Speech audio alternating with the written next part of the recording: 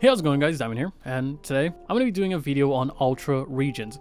In their words, Ultra Region is the ultimate world guard and multiverse replacement. I'm going to showcase all the features they have in this video and the amazing interface that they worked on. I honestly do recommend it, but overall it's a solid plugin. I do like some small features that they really have added. And the last thing I'd like to say is just to take a moment to thank Textcode.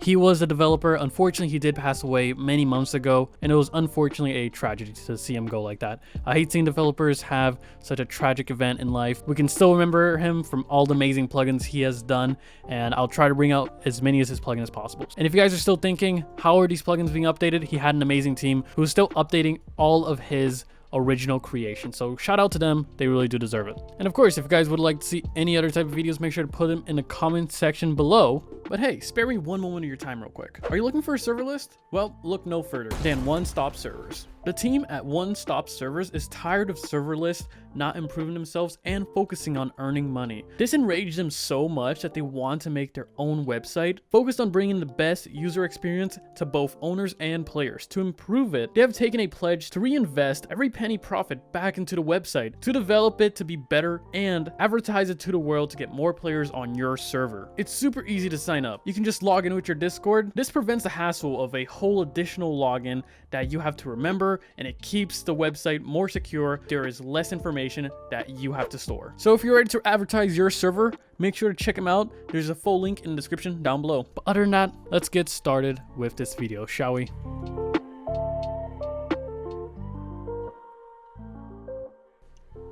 Alright, so let's get started. For this, I'm going to explain the very basics of the world management and the regions, of course. So we're going to start with the regions, as that's the simplest to learn, and it's frankly quite easy as well.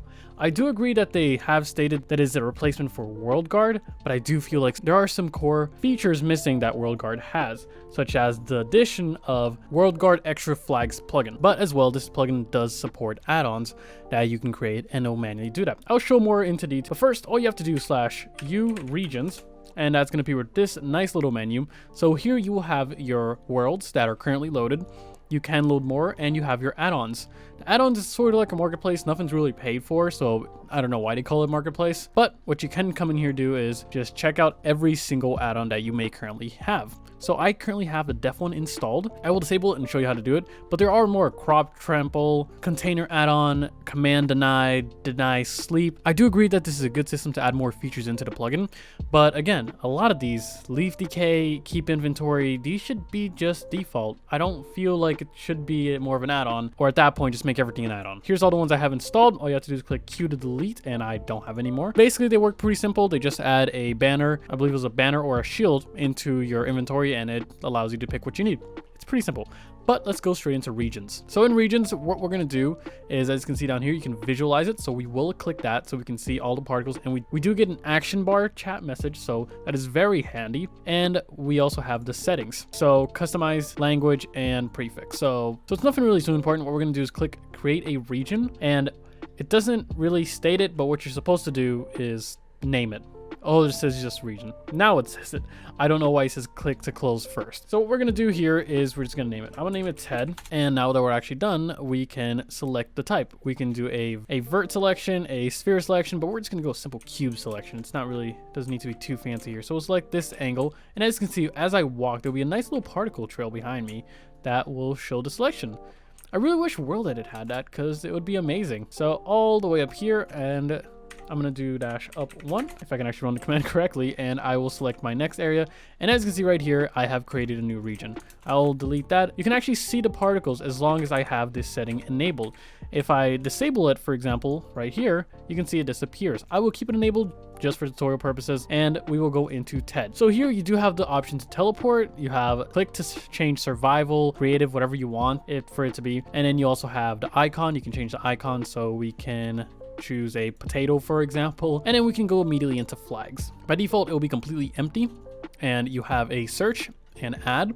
What we're just going to do is click add, as we don't have anything to search for. And here you can see every single thing. We're going to go very basic here, and we're just going to do block breaking. We're going to put disallow. We can put a message saying, wait, that's illegal, and then we can click confirm, and we can also add another one called block placing, and we can put that one as basically deny, and we can add a message as well. You really tried that again, didn't you? And then we can click confirm, and we just added 2 flags really really easily. Of course, there's a lot more, and you can also click to the next page to see all of them, but for the sake of the tutorial, that's really what we're going to do.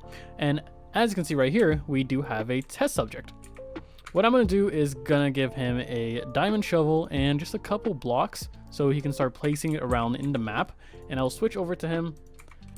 And as you can see here, I can walk around. I cannot place anything because I don't have permissions. The only people that can bypass this is admins. So if I come back into my main account and I break it, I can do it just fine, as I do have every single permission. I can basically bypass it. But now if we switch back to him, I cannot break, place, or even affect this at all. There are some other features that we can actually change.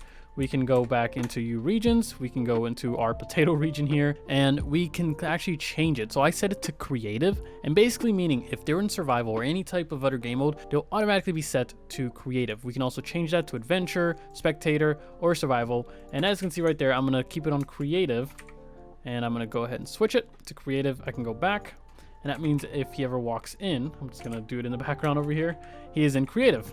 Now, how can I prove that? I provided him with a few items. I could switch over to my other screen, but there really be no point. I could just throw out some diamonds, honestly.